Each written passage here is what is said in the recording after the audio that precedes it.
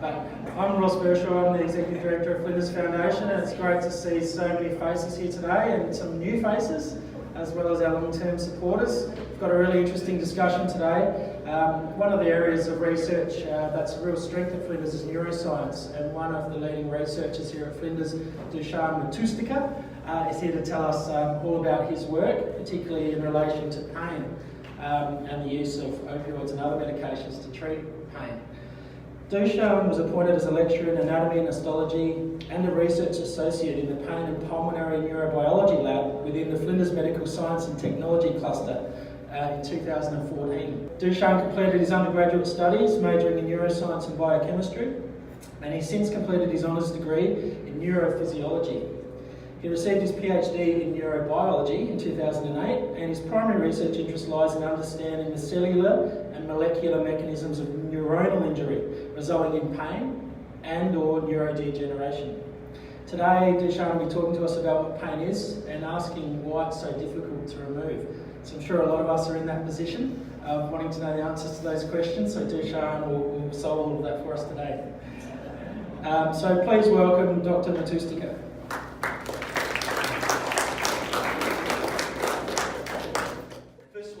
Start by thanking the foundation, the Flinders Foundation, for giving us this opportunity. I've been a scientist for roughly about 16, 17 years now, and actually the more I spend doing research, the more I actually see we do a really, really poor job in communicating our research to the general public, and actually educating the general public with issues that are emerging in various research areas, rather than just then letting people read the news and let the journalists decide what is important and what actually drives these stories. So the reason I'm giving you a talk today is because, number one, the Foundation has been supporting us for quite a while in doing all areas of research in neuroscience, but most of all because they've been fundamentally supporting us, getting some funding to get grants to do some research on pain, and especially pain detection. And I'll tell you about that in a little short while. But I thought I'd use this opportunity first just to give a bit of a background generically as to where we are in terms of what we know about pain and what actually causes chronic pain. What do we actually understand about it, because we still don't know a lot, and how does that relate to everyday conditions that we live with? Yeah, and I'm a chronic pain sufferer, I've been for 15 years, self-inflicted and Osteo Arthritic. Nonetheless, there are management strategies that in the clinic, as well as in the research space, we execute very, very poorly. And that's highlighted very nicely, or in a bad way, by the fact that we've got an emerging opioid epidemic that's worldwide, where we have people that are dying and getting addicted to pain medication for unnecessary reasons. So I'll talk about a little bit about that as well. So just to reiterate, so yes, my name is Dusan. I'm a senior lecturer in human anatomy, so I teach our medical students here just the basics of musculoskeletal systems and how muscles and bones actually work. But I research the nervous system, so my passion is to actually understand how those nerves communicate and talk to the muscles and other tissues in the body. And that, of course, involves pain. Okay? So if we have a look, Pain Australia is a society that's actually really, really heavily involved in not only moderating, but communicating to the public where the state of pain research and clinical pain treatment lies in Australia. At the beginning of this year, so in March this was published, the Deloitte report. So this report was published in March 2019, so just this year. Because, as you know, we've had changes in the way pain medication has been prescribed, and all opioids have been taken off the shelves and they're only prescription medicines. Some people might not like this because they might have to go to the GP to get the medication prescribed. However, there are fundamentally really, really critical reasons why this happened. It's because what we have is a whole bunch of people being prescribed really addictive medicines with really, really poor diagnosis of their pain conditions, which is the biggest issue with pain, is that we actually have a very poor mechanism and very poor systems of diagnosing pain. And I'll talk about that shortly as well. But what's more alarming is that already in 2018, we had over 3 million Australians suffering from chronic pain. So you think about a country with a population of 25 million, that is a significant chunk of the population. More scarily, by the year 2050, that's predicted to balloon to well over 5 million. Okay? So if we think about what that is in terms of costs and economics, so obviously pain restricts us in many ways. It's not just the fatigue, the tiredness, the pain that we feel, it's all the emotional drain, the drain on the family, the people that look after us, the drain on the healthcare system that we actually use, okay? And that roughly now costs about $73 million a year if we put that together, okay? If we look at chronic pain treatment alone, just the cost of the treatment to society in Australia, it's roughly $66 billion a year. Now, the scary thing here is that this is actually more than diabetes, coronary heart disease, and cancer combined. Yet, how much do you hear about people throwing money at pain research to try and understand and actually deal with it? So that's a conundrum, that's a space that we work in. So if we look at a little bit on the 2 pointers now, if we have a look how many people as a percentage suffer from various conditions. This is a representation of 2008 statistics because they were the latest ones. And we can see that every pain condition here, headache, abdominal problems, so this includes IBS, back pain, shoulder pain, neck pain, hand wrist problems, hip knee problems, ankle and foot problems. All well and truly over 50% of the population. And in most cases, people will suffer from one or more of these conditions at once. Okay? So we've got not a very healthy looking population where we look at how much pain we suffer from. The most difficult thing about pain though is that it's a lived experience. If we actually have a look at what pain is, it is our body telling us that something's wrong. It's reacting to either a potential or an existing threat. So whether that may be pressure or a puncture wound or some pain anywhere in our viscera, so in our bowels for example, it's telling us that something's not right. However, the way the pain actually manifests itself requires not only just the viscera, where you feel the pain initially, requires the entire mechanism of the whole nervous system in order to manifest itself. And for us to actually experience pain and feel it as that feeling of pain, we need the brain pathways to do that.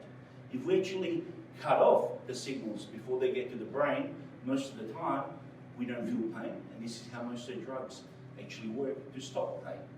Okay? But the problem is, it's such a multifaceted disease. Psychological, cultural, social, genetic, cellular, and physiological aspects all play really important attributes. So the role of pain, for example, is for you to avoid danger.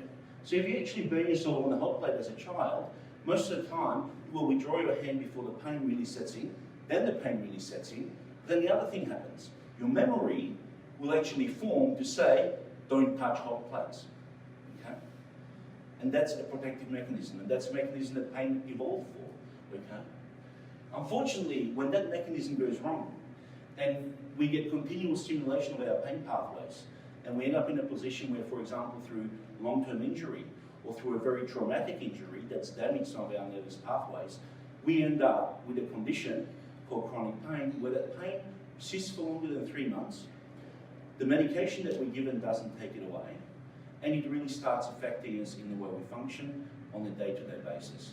And this is chronic pain. And what we then end up in, mostly, what we see in patients, is this really vicious cycle of having anxiety about the pain.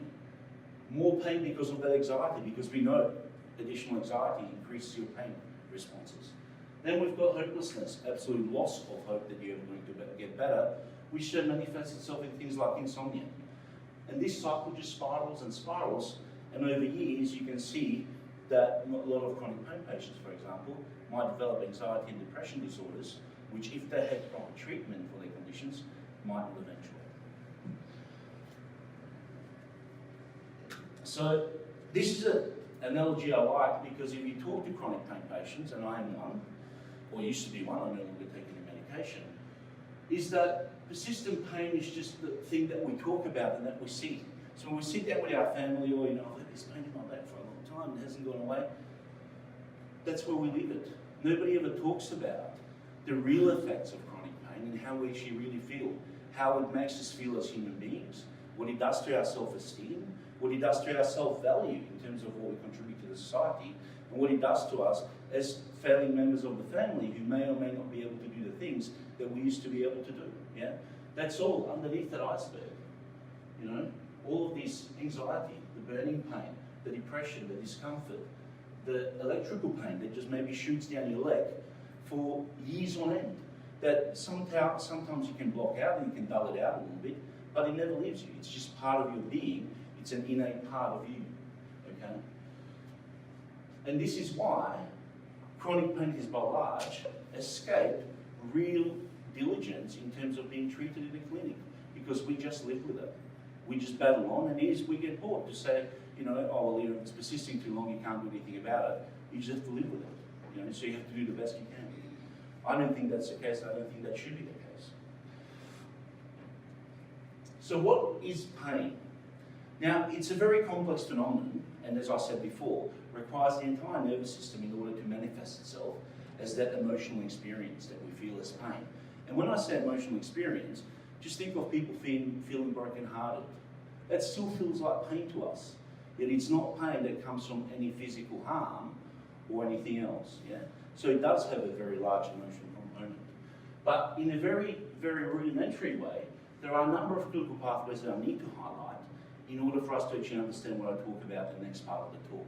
And that is that normally we have what's called a site of injury, where we might have a burn or we might have stabbed ourselves, and we've got these things called free nerve endings that are populating all of our skin. These are our nerve endings that actually sense and send messages, either electrical as well as chemical, to the spinal cord, okay? From the spinal cord, those messages get relayed up to the brain, and the brain then processes that information and creates that feeling of pain, okay? And that's very nicely seen here. And acute pain is actually really important. As I said before, it's a very important evolutionary mechanism to stop us getting into harm's way. And if we look at it from the periphery, we have, even from the toe, messages traveling all the way up to the spinal cord. Here at the spinal cord, those messages get relayed, and somehow the body communicates via electrical signals as well as chemicals to different nerve cells in the spinal cord that you need to send this message up to the brain. When that happens, that message is relayed all the way up to the brain, okay? And here, in the brainstem, we have what's called the circulatory reflex, where we actually don't, okay, feel the pain. We actually remove our hand from the burning plate before we feel the pain. So there's a reflex there that actually goes before we feel the pain in order to protect us. This doesn't involve the brain. However, if we then still feel that site of injury and the signals coming from there, that goes through to the brain, and then we actually, in various parts of the brain, such as the somatosensory cortex, the limbic system, and the thalamus, these areas all work together to produce what we call the sensation of pain.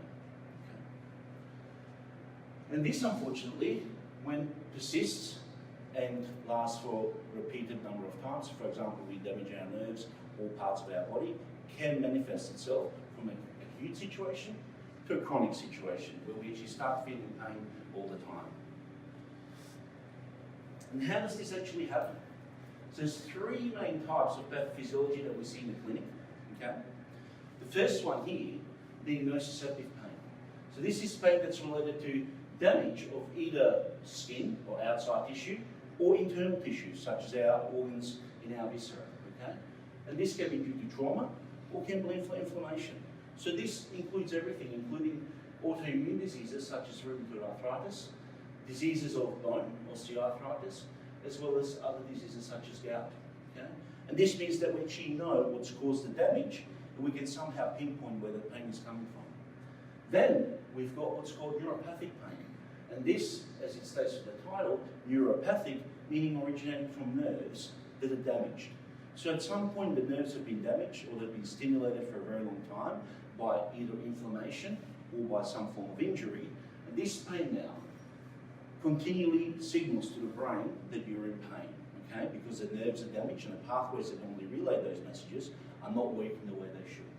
And this can be seen in diabetic peripheral neuropathy, as well as post-operative neuralgia, okay? Where after surgery, we should recover in a very short period of time and not be in pain, and we realise all of a sudden the site of surgery where they've done it is continually being pain. And then we've got this pain without any identifiable nerve or tissue damage, okay? And this is sensory hypersensitivity, which is where our system is tuned to actually continually receive input that's much more amplified compared to what normal people experience.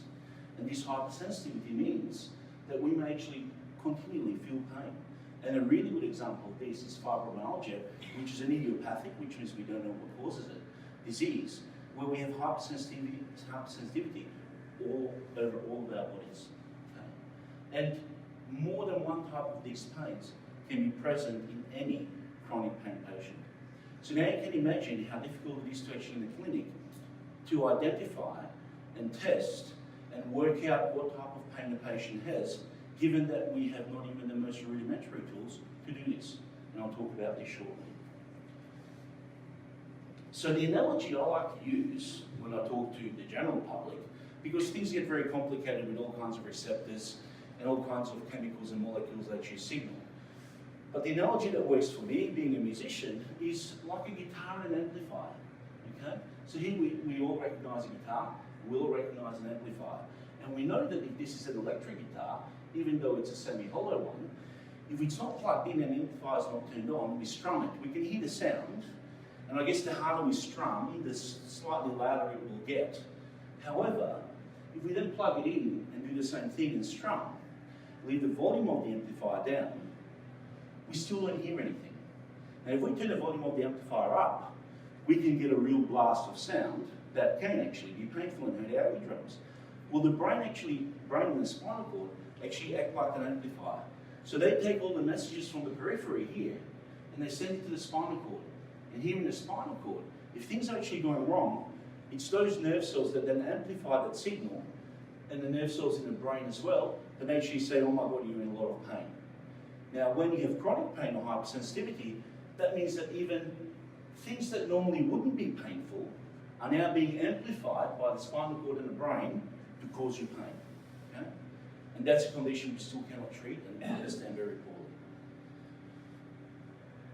And a good example of this is osteoarthritis. And this is also a good example of why it is so difficult to diagnose and treat pain. So osteoarthritis, most of us that live over the age of 45 will at some point experience osteoarthritis because it's a normal wear and tear injury with some underlying pathological mechanisms because of bone remodeling. Okay? But what we see here very nicely is two x-rays here of a very healthy knee joint, and the knees and hips tend to wear out quickest because they've got the most amount of loading on them throughout life. And here we've got on our right-hand side, we've got what's called an osteoarthritic knee. Now, for those of you who don't know how to read x-rays, the thing that we actually look for is this little black gap between the two bones of the knee. So this is the femur and this is the tibia. And this little gap tells us that there is a good amount of really healthy cartilage between the two joints. Okay? And that tells us that normally that knee should be working the way it normally does and not causes any pain. On the right-hand side, we've got two bones that look like they don't have much of a gap between them. What this tells us that the cartilage that we actually cannot see on the x-ray, because we can only see the bone, is degenerated and has been worn out. Okay? And we also see some other changes on the x-ray, where we see this bone being much whiter than here. That just means that's thickening of the bone, okay? Or subchondral sclerosis, which is a sign of osteoarthritic knees. And when we see this type of knee, we would say, well, this person must be in a lot of pain. Well, the bad thing is that when you try to diagnose that, about 30% of patients that come in with knees that are this badly destroyed and have no cartilage and obviously have bone-on-bone rubbing, the medical textbooks will tell us this person is in pain. However, 30% of these people have no pain whatsoever until they get to the point where they actually need a knee replacement and they're still saying, I'm actually not in that much pain, so I'm okay to go. And the doctor has to convince them that it's probably for their benefit to have a knee replacement. On the other hand, about 15% of people that present to a clinic with beautiful, healthy knees, okay, will present with pain. And the doctor cannot see any signs, whether it's on the CT, MRI, or X-ray, where the pain would be coming from. And the worst thing is that with chronic pain, that pain may not be localized to where you're feeling it, okay? So the pain might be because of damage in your nerves and your spinal cord, and you feel a dull pain all around your knee, but you cannot actually pinpoint where that pain is coming from. And that's really a good sign of what chronic pain is about. So, why is it so hard to treat pain? Well, partly because we don't have the tools to diagnose it very well. We now have well over 130 conditions that are associated with chronic and neuropathic pain in all various names that are not important to list here because they go all under the same umbrella of we don't really understand very well what's happening. And if we actually have a look at how we assess pain, if you go to the clinic and you go to your GP, and before he refers you to a pain specialist, they'll probably just go through something like a visual analog scale or a numerical rating scale, or any of these, including the Wong-Baker smiley faces which are here, which is how we assess pain, which means how much pain are you in? Can you give it to me by a number of 0 to 10? And that's how we actually feel how much pain you're in. Problem there is that all of us have got very different pain sensitivities that are really based on our lived experience, our past injuries, as well as the trauma we might have suffered as a child, for example. So not two of us will not feel the same response from an identical stimulus in terms of pain. And that's been clearly shown in the clinic as well. Or, if you're a fibromyalgia patient, you might end up with this tender point examination, which was developed in the 90s and the 2000s, which basically said if you've got non-specific pain all over your body, we'll just prod a few points that we know have got a lot of sensory nerve endings in them, and if you respond to them with a much higher response in terms of how much pain you feel, and we identify 11 or 18 of them, we might class you as a fibromyalgia patient. But at the end, we worked out that all fibromyalgia patients, if they've got hypersensitivity at one point, they've got hypersensitivity at most points. Because it's their brain or that amplifier that's actually tuning up the pain signal that is not functioning properly. It's not actually any specific damage in their body. Okay.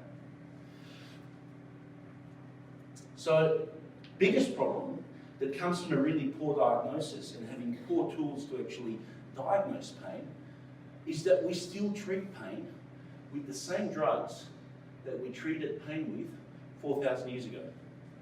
So if we go to the original papyrus from Egypt, okay, they had used opium as the first recorded medicinal plant that's been written down well over 4,000 years ago. Chinese medicine over a long time has reported the use of all of this, of willow bark as well as opium poppy. Once we discovered the coca plant in South America, we've also had anesthetics. So for those of us who don't know, opium poppy, that's our opioids that we take, okay, generally for pain. Such as, what do we have in Australia? We've got Endep, okay, or Endone. If we've got willow bark, well, that's our aspirin or any derivative of that drug, which means ibuprofen, that we commonly use for inflammation, okay? And coca plant leaves, well, most of our anesthetics these days are derived directly from these plants. So in terms of treatments for pain, we haven't really progressed for 4,000 years. Yes, we've got better analogues. Yes, they might be somewhat cleaner, but they're also a lot more addictive.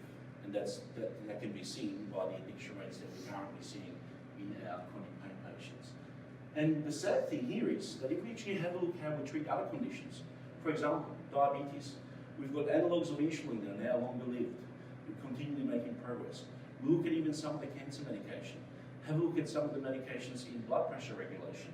Very specific medications that are working very well. We don't have such drugs for treating pain. We've only got very generic and really old school drugs on how we treat pain. Yes, there are newer drugs that are coming on the market. For example, biologicals. Some of you who might have rheumatoid arthritis or know people who have it will know that they might take a thing called a biological drug, which is basically an antibody that targets the molecules that cause the inflammation, which causes the rheumatoid arthritis. However, when we tried this for pain with a similar approach, the drugs worked so well, people didn't feel any pain at all, and they wore out their joints from overactivity, was thought. Until we realized that it wasn't the overactivity, it was actually the fact that we didn't know the side effect of this drug on bone metabolism, and the bone didn't turn over correctly, and that's why it wore out so quickly. So they actually went to have their knees or hips replaced much quicker than they would have if they didn't have this drug. They might have had a bit more pain, but would have delayed the onset of the hip replacement surgery or the knee replacement surgery. So, why is this significant? Well, this graph here shows us that roughly in 2016, 60 to 65,000 people were dying annually, and this is prescription opioids in the US. The numbers are not as large in Australia, but in terms of percentage of the population, they're actually creeping up there as an epidemic. What is even more alarming, and which is why the new regulations have come and why we can't get opioids without a prescription, is that 80% of heroin users, depending on which statistics you use, actually started with prescription of an opioid over the counter because of a pain condition that might have been just post-surgical pain. So nothing chronic. They just wanted some relief and prescribed an opioid, okay? Which are pushed very heavily by the pharmaceutical companies. What's even more alarming about this though, is that when you go to talk to our doctors that really try to do the best to treat your pain, you find out that it's just alarming from the treatment point of view, because over 90% of doctors in South Australia have never seized a prescription for an opioid for a patient that they've initially prescribed it for, okay? So I think there is a fundamental problem in how we treat pain in the clinic, and we are now aware of this, and the way we treat pain is changing quite rapidly. Okay? And that means that we're actually looking for things such as biomarkers. However, 30 years of research, so being able to do a simple blood test to see what type of pain you're in is still not possible. Okay? We don't know enough about the various pain conditions in order to do that. And also, understanding how those nerve cells actually work and targeting them seems to bring in some additional benefit and some changes to how we actually treat pain. And one of these avenues is an alternative approach that's emerged in the last 3 or 4 years, which basically targets either the spinal cord or these little cells that lie just out on the outside of the spinal cord, where all our sensory nerve endings actually go to communicate with the spinal cord, by implanting devices that, funnily enough, started off from the opioid pump. So chronic pain patients here in the pain clinic at FMC, if they're chronic pain sufferers for a long time and need a lot of morphine, will actually get implanted with a pump that then pumps that morphine into their system on a daily basis, so they don't have to inject and they can get continual pain relief, okay? This is a similar device that is only about this big that also gets implanted just on the side around where your kidneys are. And this device sends electrical stimulations to these nerve cells, either on the outside or inside the spinal cord. Now this has so far worked really well for people who've got what's called a complex regional pain syndrome. And this is a syndrome that comes from nerve injury. So this might not work for fibromyalgia patients. But what it has done, it has in 74.2% of people that have experienced this condition, so complex regional pain syndrome, for over 10 years, have reported pain relief with this mechanism. The good thing about this is it doesn't involve any addictive drugs. It targets a pathway directly, and also teaches us a lot about the biology or how the nervous system communicates pain to the brain and what we can do about it. Okay? If we actually have a look at it here, we've got very small microimplantable stimulators that can be put in, and this is invasive, no doubt about it. But people think it's actually going to be better than a lifelong addiction to an opioid. And with a remote control, so you can, if you start feeling pain, you can actually then just on your iPad or your iPhone or just a standalone remote control, hit a button that sends impulses to the nerve cells that override the impulses that are sending the pain in.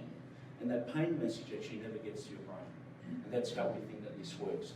The actual specific molecular mechanisms of how this works are not known, but we know it works. So that brings us to how the actual drugs work and what are we actually doing to address the fact that we don't want to be prescribing drugs to people that, number one, don't work very well. Number two, we all build tolerance to. So anybody who starts on opioids, we know that after some time, when we take the same amount of medication, it doesn't quite take away as much of the pain. The other thing that we now know is that when we do keep taking opioids, we actually get more hypersensitization, where the nervous system wants to compensate for the fact that we're not feeling the pain, even though the message is being sent, and we become more sensitive to pain rather than less sensitive to pain. So long-term opioid patients will generally have much higher sensitivity to pain, so feel pain from much less of a stimulus. And we can see this, that most of the drugs that we actually use to treat pain target all the pathways that are outside of the spinal cord and the brain. Because what that actually does, it stops the message from getting to the critical centres that are actually creating that emotional experience. So here at Flinders, and certainly with the help of the Flinders Foundation, we've started developing a novel tool that will hopefully help us, with some help from this biology, to actually develop a tool that detects pain in patients in a much more accurate way so that we can monitor or have a better idea of what medication or what treatment plan we should prescribe to them. And all this centers around the fact that all of these cells that actually send the messages from the periphery, from our body, to the spinal cord and the brain, goes through this little structure called the dorsal root ganglion, or the DRG. And this is where all of those cells actually live. And these are all the cells that are responsible for the mechanosensation, so for being able to feel, touch on your skin, as well as for the chemical stimulation when you burn yourself, okay? Or even cold, when you put your hand into freezing ice water, that pain, all of those nerve endings actually live in here. So what we've done, we've actually tried to flip the concept around, and rather than do a blood test, or do a similar thing where we're looking for the one marker for pain, we already have the systems in our body that are perfectly evolutionarily attuned to detecting all of the stimuli and translating it into what pain it is. So we're developing what's called a bio-nano chip device, where we're actually taking these cells out of the spinal cord, and we've developed a way to growing them on the chip very much like this. There's got just little channels in it that we can actually pass either cerebral spinal fluid from patients, or urine from patients, or blood from patients. And because the cells are quite happy living on that chip, they also respond to the same stimulus that you have in your body. So if you have inflammation, they will respond to the inflammation. What those responses are is what we're trying to find out and actually work out into a measurable way so we can quantify how much pain we might be in. Now this is really rudimentary if you think about somebody verbally reporting how much pain they're in. However, we have patients that are non-verbal, such as children, the disabled, as well as patients in a coma that still have to be managed for things like pain, okay, even though they cannot communicate. So, and what we're hoping is that our trial currently running with the Flinders Pain Clinic, using roughly 130 human cerebral spinal fluid samples from chronic pain patients, will let us identify how these cells actually respond differently depending on the pain condition that the people are suffering from. So we know people with nerve damage might have different responses with people that have only got rheumatoid arthritis and haven't suffered any nerve damage. Okay? And this is very much in the early parts of the study. And what we're hoping this does is provides an additional tool for the diagnosis of pain, where we can hopefully in a much quicker way be able to tell whether somebody has got either nerve damage or just regular inflammation, or even tell us that we still don't know what causes the pain. And why this is important is because the current approaches of hit and miss in the clinic, of trying to say, okay, you've got this number of overlapping symptoms, so we'll treat you as this type of patient, only to realise that you've given them the wrong drug. They actually didn't have that condition in the first place. Now you have to wean them off the drug because they've become addicted. And you have to start that cycle all over again, is something that we're really trying to avoid in the clinic. And to this, you'll see that the emergence of most chronic pain treatments now is to do with activity, with self-management, okay, with community and family support, and with non-medical treatments, such as yoga or Pilates. So very similar approaches we've been doing with diabetic patients for over the last 2 decades in teaching them how to self-manage is something that we're actually now starting to do with pain patients, and with much better benefits. And I can tell you personally that the last time I took an opioid was in 2016 in November. And I've got debilitating osteoarthritis in my hip that needs hip replacement. I have no disc in my lumbar vertebra. Yet I've been standing here in front of you for the last, say, 40 minutes, and I haven't been wincing in pain, and I haven't been complaining about how much I hurt. Because in all of these mechanisms, if I actually go back, the one thing that we've discovered that is most important is that we actually have, the reason that drugs work on us and stop the pain. It's because we have chemicals in our own bodies that already act in suppressing pain. So we have these things called the descending pathways. They actually regulate how much pain you feel. And this, believe it or not, you can actually train yourself to do. And in about 30 or 40% of patients that are chronic pain sufferers, and they go through the training of actually modulating and understanding how to train them not feeling the pain and continually doing avoidance behaviors because you think, well, if I walk like this, my hip's not going to hurt. When you actually start walking normally, you realise that your hip hurts less, because you're actually moving in the right way. Those are the things that we're actually trying to get the patients to learn and to understand that the drugs are actually a really, really poor solution to chronic pain, and that right now, the best way we can actually do that is through self-management and through better understanding of how pain occurs in the first place. So with that, I think we're running just about on time. I would just like to thank all of the people that are involved in our research and all the support that we do get.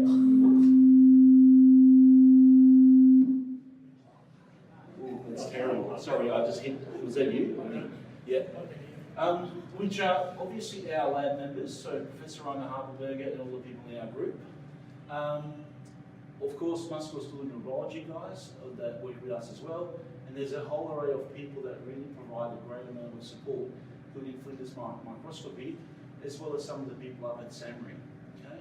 And of course, without the Flinders Pain Clinic, we wouldn't be able to do any of this, and neither without the FCIC, which we're sitting in now, because we have collaborators that help us analyse all those samples we collect from those cells on the biochip.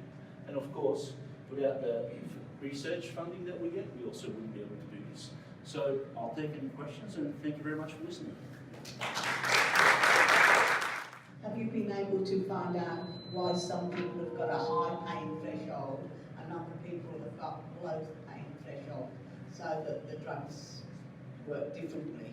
So we have some idea of the molecular changes in people. So there are people who've got a naturally occurring form of analgesia where they don't feel any pain at all.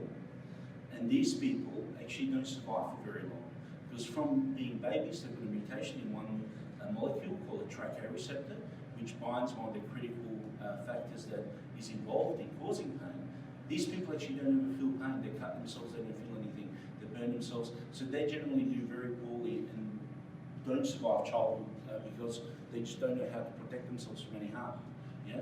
On the other hand, we know that people, just genetically through the population, there are high and low threshold people. So there are people who, when you do the testing, for example, for fibromyalgia, and you do what's called a thumb pinch test, so you apply a graded pressure onto the thumb, about 30% of the population have got a really, really, really high pain threshold. That's just how they're made. We don't actually know the specific molecules that are causing that, but we know there is a subset of the population that has got an unbelievably high pain threshold. Yet there are people also with no genetic diseases or no malformations or anything else that have got a very low pain threshold. They survive just as well, and they may not go on to develop chronic pain. But there are those differences in the population. It's the reason why we don't know yet. I have a pain problem, and I'm on pain patches. Yeah, fentanyl. And they really work. Of course they work. They work in about 30% of people. They don't work for everybody. That's the biggest issue with chronic pain. We have things that work for people, and some people get a really good relief from fentanyl patches if they're well regulated for a long, long period of time. But we also need to keep in mind that fentanyl is 200 times stronger than heroin. Yeah. So fentanyl is number one drug in terms of overdoses in patients, because all it takes is the wrong patch or a couple of patches all at once. And some people just go into respiratory failure because of opioid overdose. Now, we're not saying that none of these medications work for anybody. There's really good evidence that roughly 30 or 40% of people on any given medication will get relief. And you'll see often in the clinic, the clinicians will cycle those medications so that people don't build up tolerance and they still get some form of effect. Problem is that none of those drugs are actually really good at removing chronic pain on a permanent basis. And we know what happens with long-term use of those drugs, which is why we're trying to go away from it. We're not saying that fentanyl patches don't work. They work fantastically for a huge amount of people. Yeah? But there are issues associated with them which people don't like, such as drowsiness, lack of motivation, and sometimes all kinds of things like constipation and bowel issues. Yeah? So it's all about the quality of life of the patient and what they're willing to tolerate. What do you think about alternatives? Because there's people who are advocating turmeric and fish oils and some of the other things to help with pain, and a lot of them do work. A lot of them do work, and the biggest issue we have in actually doing phase 3 clinical trials with pain drugs is that when and this is getting to the point of why they work, I think they work. So I've tried all of those things because I've got Osteo Arthritis everywhere. So of course you try it because you don't want to be in pain, and if it works, great. You don't need to understand how it works as long as it works. But biggest problem we have when we do the clinical phase 3 trials for medication for pain, generally a good effective drug will provide relief for about 70 to 75% of the population in your clinical trial. And you go, yeah, fantastic. Then you go look at your control trial that's getting sugar pills. And their effectiveness is 50 to 55%. And then you have to go explain to the FDA or the Australian regulators that how your 15 or 20% discrepancy, difference is actually so much more efficacious than just a sugar pill, which brings it down to the psychological aspect of pain. Yeah? For example, if I am having a bad episode and I am in a bit of pain and I've got shooting pain down both of my legs and it's really pronounced, so it's like somebody hammering ice picks into my legs.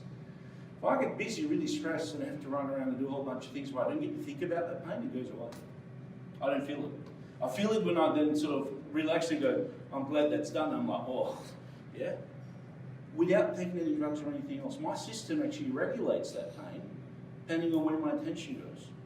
And we know that very well from little infants, that I've got daughters that are now getting bigger, they're about 10, they're about 3. Their mum was very precious with them, but dad wasn't. So if they took a stack on some concrete, you could see blood and you could see skin was done, and they didn't get a response from you that basically said, oh my God, you must be in pain. So that's all right, just brush it off. They brush it off, they're like, okay. No wincing, no tears or anything else. And it starts very young, how we're brought up, how the actual pain threshold develops.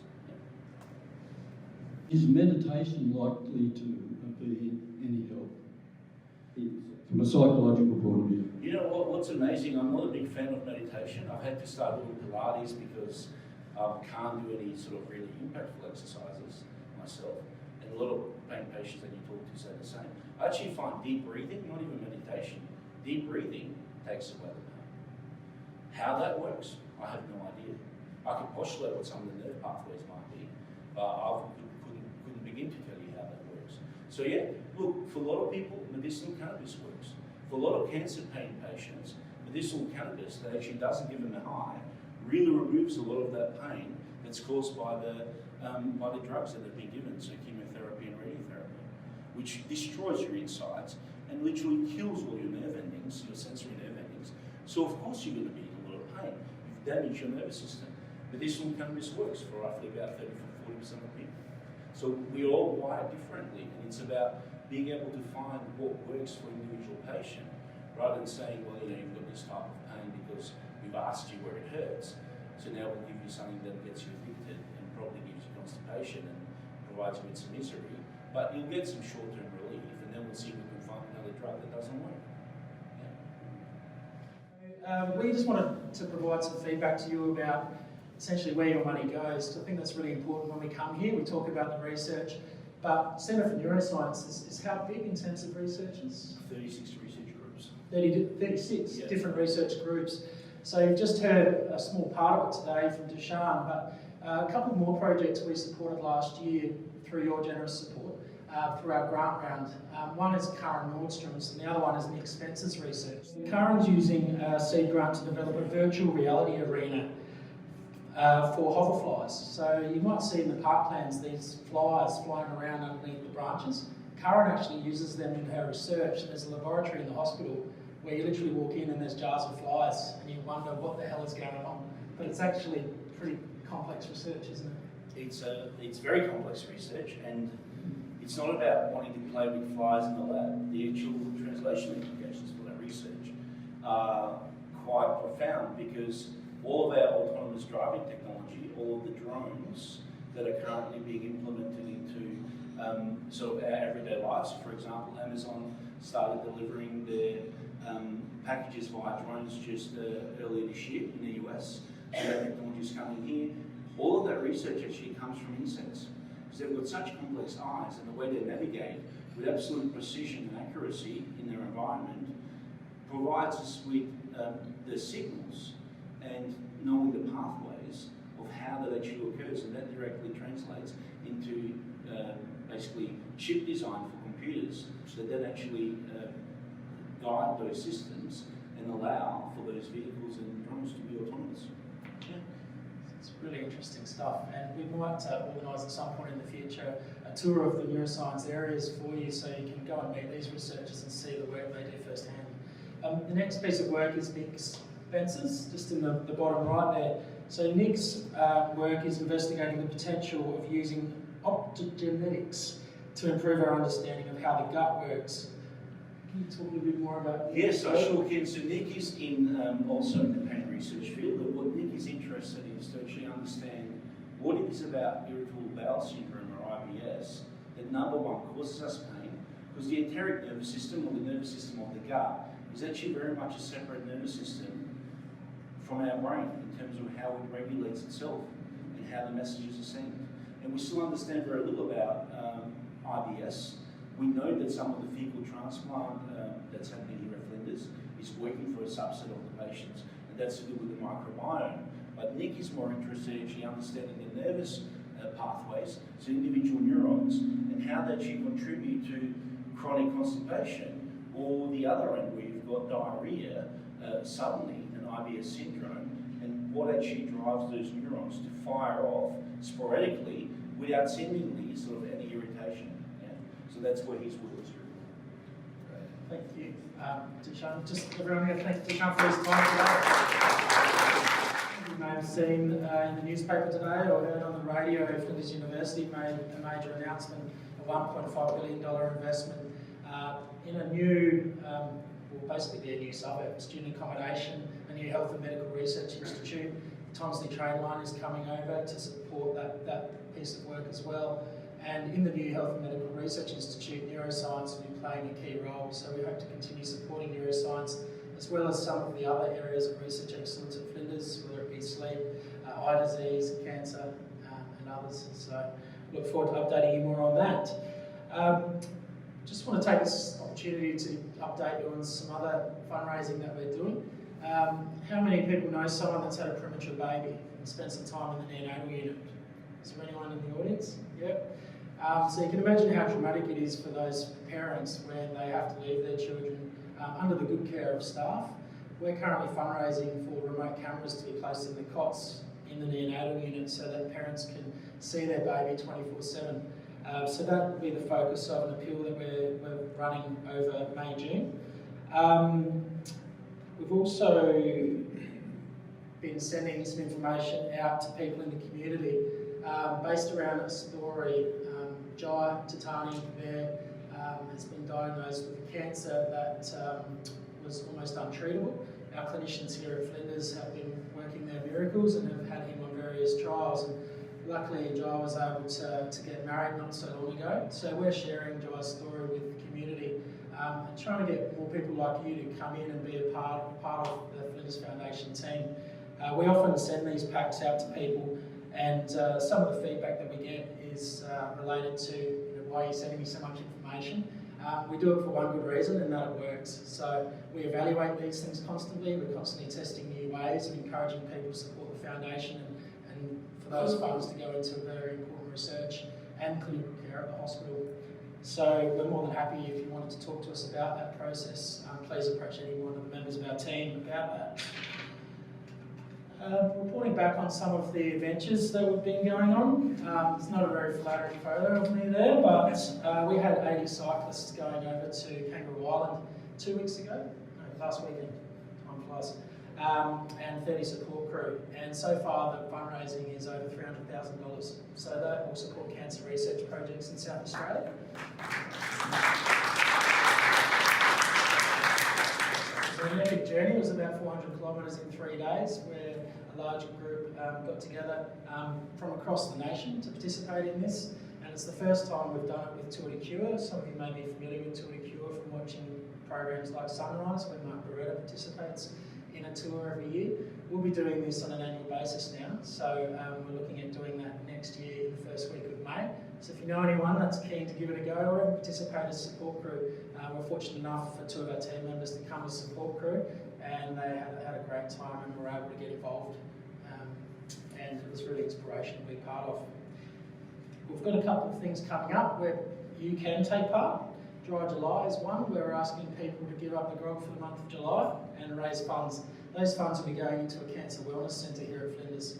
I think we reported last time we got together about the Cancer Wellness Centre. We're hoping to open up that centre in October. So as you walk in the main entrance and you look to your right, there's a big empty storeroom there. We're hoping to fit that out.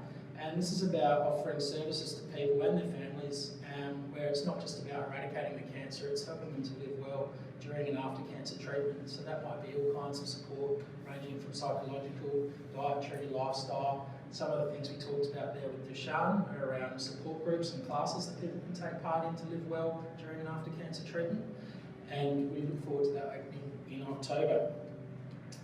We've also got a large group of people taking part in the City to Bay this year. So if you are interested, David Briggs up the back there in the blue shirt, we'll be happy to talk to you about that, about how you and your family and friends can get involved in the City to Bay.